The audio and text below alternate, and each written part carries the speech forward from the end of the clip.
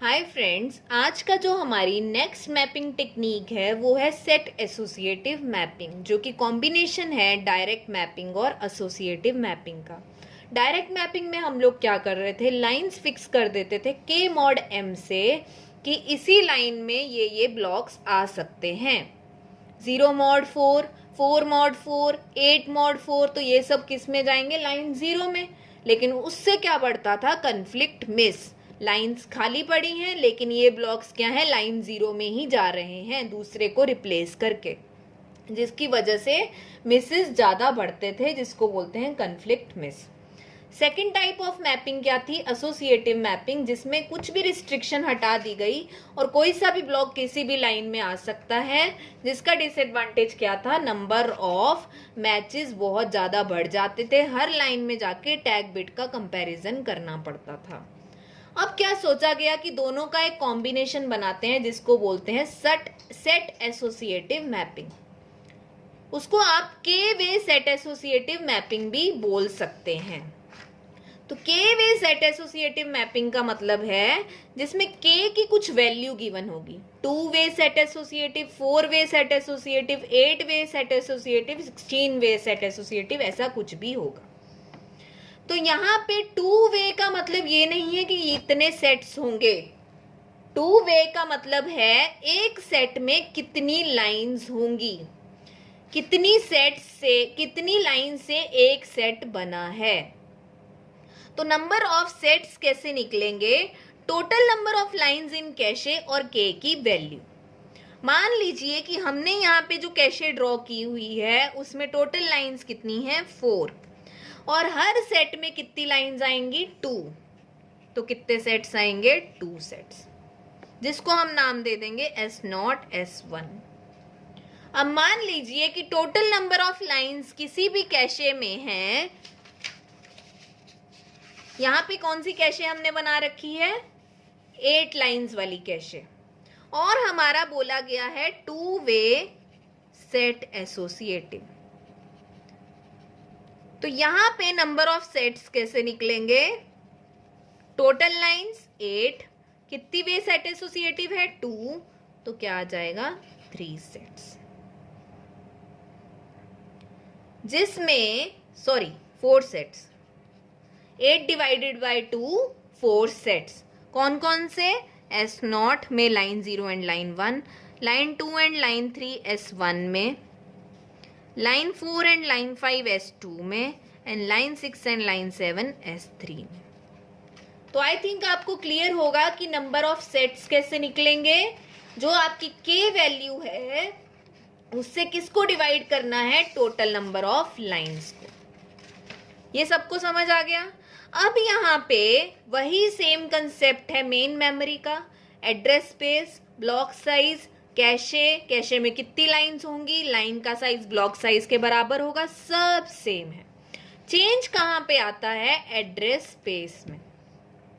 अब हम वही एग्जाम्पल ले रहे हैं पिछली वीडियो वाला कि पूरी मेन मेमोरी का साइज है 256 वर्ड्स, हर ब्लॉक का साइज है 4 वर्ड्स। तो नंबर ऑफ ब्लॉक्स कितने हो गए, 256 divided by 4, number of blocks is B0 से लेके B63, 64 ब्लॉक्स आर देयर। अब आपको पता है कि लास्ट बिट्स जो होती हैं वो किस लिए यूज होती हैं, वर्ड के लिए। तो वर्ड्स कितने हैं, 4 हर ब्लॉक में, तो बिट्स कितनी हुई, 2। अब बाकी की जो 6 बिट्स थी वो यूज करते हैं हम ब्लॉक नंबर के लिए। और डायरेक्ट मैपिंग में उन 6 बिट्स में से भी कुछ बिट्स इंडेक्स और टैग के लिए, और फुली एसोसिएटिव में वो 6 बिट्स टैग के लिए। यहाँ पे हम क्या फिक्स नहीं कर रहे हैं कि इस लाइन में ही ब्लॉक जाएगा, लाइन नंबर फिक्स नहीं कर रहे हैं। यहाँ पे क्या बताएंगे हम, कौन से सेट में ब्लॉक जाएगा। तो यहाँ पे बिट किसके लिए रिप्रेजेंट कर रहे हैं हम, सेट के लिए, और बाकी की बची हुई टैग बिट्स। तो हम एक एग्जाम्पल ले लेते हैं कि हमारा अगर सबसे पहले तो यहाँ पे कितने ब्लॉक्स हैं, ब्लॉक 0 से लेके ब्लॉक 64 ब्लॉक्स हैं। हमारी कैशे में कितनी लाइंस हैं? Line 0, line 1, line 2, line 3। कितने वे एसोसिएटिव है? 2 वे सेट एसोसिएटिव। तो नंबर ऑफ सेट्स कैसे निकलेंगे? टोटल लाइंस अपॉन के की वैल्यू। तो टोटल लाइंस कितनी है? 4, के की वैल्यू क्या है? 2, तो 2।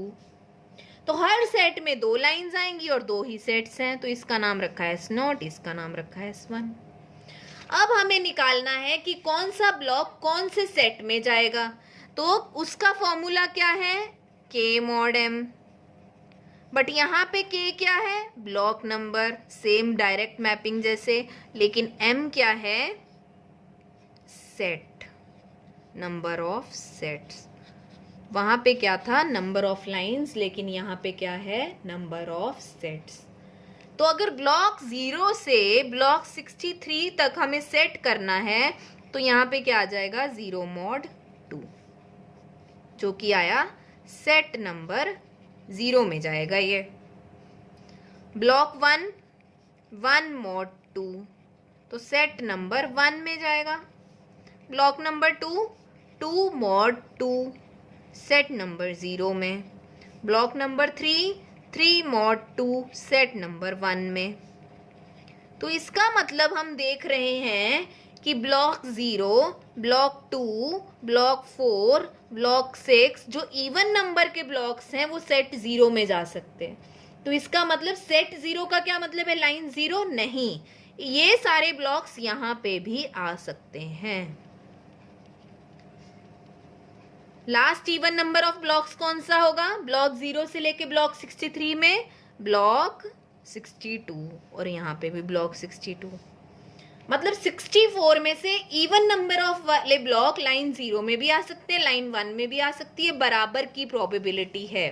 इसमें भी 32 ब्लॉक्स आ सकते हैं, इसमें भी 32। और यहाँ पे ब्लॉक 1, ब्लॉक 3, ब्लॉक 5 से लेके ब्लॉक 63, और यहाँ पे भी सेम। मतलब डिफरेंस क्या है? डायरेक्ट मैपिंग में लाइन नंबर फिक्स कर देते थे, पर लेकिन सेट एसोसिएटिव मैपिंग में सेट नंबर फिक्स कर देते हैं। अब जब सेट नंबर फिक्स हो गया तो उस सेट की किसी भी लाइन में वो जा सकते हैं। अगर यहाँ पे 4 वे सेट एसोसिएटिव होती तो हर सेट में कितनी लाइन होती? 4। तो अगर S0 की बात की जाए और उसमें 4 लाइनें हैं तो हर लाइन में कोई सा भी ब्लॉक आ सकता है जिसका आंसर S0 आया है। तो ये फॉर्मूला हमें क्या बताता है कि कौन सा ब्लॉक, कौन सी सेट एसोसिएटिव मैपिंग है, K की वैल्यू यहाँ, तो वो बताता है कि कौन से सेट में ब्लॉक जाएगा। तो हम एक एग्जाम्पल ले लेते हैं। जैसे यहाँ पे 8 बिट्स का एड्रेस था और सीपीयू ने एड्रेस जनरेट किया 10, वर्ड की वैल्यू है, सेट की वैल्यू है 0। कितनी बिट्स यूज होंगी 2 सेट्स के लिए? अगर यहाँ पे 2 सेट्स हैं तो बिट्स कितनी यूज होंगी? 2 को कैसे रिप्रेजेंट कर सकते हैं? 2⁻1 इज इक्वल टू 2, तो बिट कितनी यूज होगी सेट के लिए? 1। और वर्ड्स कितने थे हर ब्लॉक में? 4, तो यहाँ 2 बिट्स। और हमारी टैग बिट्स कितनी हुई? 5। ये टैग बिट्स 5 क्यों है? क्योंकि हर लाइन में कितनी प्रोबेबिलिटी है ब्लॉक्स के आने की? 32, तो 2⁵5 32। वैसे भी बात की कि बची हुई जितनी भी बिट्स होंगी वो टैग के लिए यूज होंगी। तो यहाँ पे ऐसा कुछ जनरेट हुआ था एड्रेस, तो हमें पता चला कि वर्ड नंबर 10 देखना है कि आया है या नहीं। वो कहाँ पे है? सेट 0 में। तो कहाँ पे जाके ढूंढेंगे? सेट 0 की दोनों लाइंस, जितनी भी लाइंस हैं उनकी टैग बिट्स। कितनी बिट्स हैं? 5 बिट्स। ये 5 बिट्स जो एट प्रेजेंट ब्लॉक है उनकी टैग बिट से कंपेयर होंगी। अगर मैच हो गया तो कैशे हिट, अगर यहाँ पे मैच ना हुआ तो लाइन 1 में देखा जाएगा, क्योंकि यहाँ पे किसकी बात हो रही है? सेट 0 की। तो सेट 0 में कौन कौन सी लाइन है? लाइन 0 और लाइन 1। तो यहाँ पे फुली एसोसिएटिव और सेट एसोसिएटिव में डिफरेंस क्या है, वहां पे हर लाइन की टैग बिट से कंपेयर हो रहा था। यहाँ पे जो सेट में देखना है, जिस सेट की बात हो रही है, उसी सेट की लाइन की टैग बिट से कंपैरिजन होगा।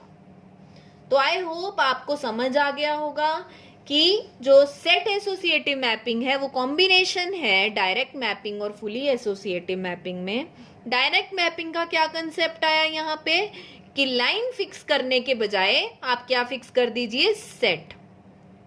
और एसोसिएटिव मैपिंग का क्या कंसेप्ट आया यहाँ पे कि प्रोबेबिलिटी बढ़ा दी जाए कि कोई सा भी ब्लॉक एक लाइन में फिक्स ना हो, वो नंबर ऑफ लाइंस में फिक्स हो। तो ये नंबर ऑफ लाइंस कैसे डिसाइड होती है कि एक सेट में कितनी आएंगी, के वे सेट एसोसिएटिव में जो के की वैल्यू है उतनी लाइंस आएंगी एक सेट में। आपको कभी भी ये कंफ्यूज नहीं होना है कि अगर 4 वे सेट एसोसिएटिव है तो उस कैशे में 4 सेट्स होंगे, नहीं। ये वैल्यू के की नंबर ऑफ सेट्स नहीं बताती, ये वैल्यू के की एक सेट में कितनी लाइंस हैं वो बताती है। नंबर ऑफ सेट्स कैसे निकलेंगे, अगर टोटल लाइंस कैशे में 64 हैं और 4 वे सेट एसोसिएटिव है तो क्या हो जाएंगे, 16 सेट्स। तो वो डायग्राम कैसा बनेगा हमारा, कितनी लाइंस है टोटल कैशे में, 64। और कौन सी सेट एसोसिएटिव है, 4 वे, मतलब हर सेट में कितनी लाइंस होंगी, L0, L1, L2, L3, ये सेट 0 में। फिर L4, L5, L6, L7 S1 में। ऐसे कितने सेट्स हैं, 16 सेट्स हैं, S0 से लेके S15। कैसे निकाला, 64 डिवाइडेड बाय 4। तो आई होप आपको के वे सेट एसोसिएटिव समझ आ गया होगा। डिफरेंस क्या है, सेट्स में डिवाइड होंगी लाइंस, और हमारी एड्रेस स्पेस में वर्ड्स की बिट के अलावा एक पोर्शन बढ़ गया है सेट के लिए, बाकी क्या है, टैग बिट्स कंपैरिजन के लिए। Thank you.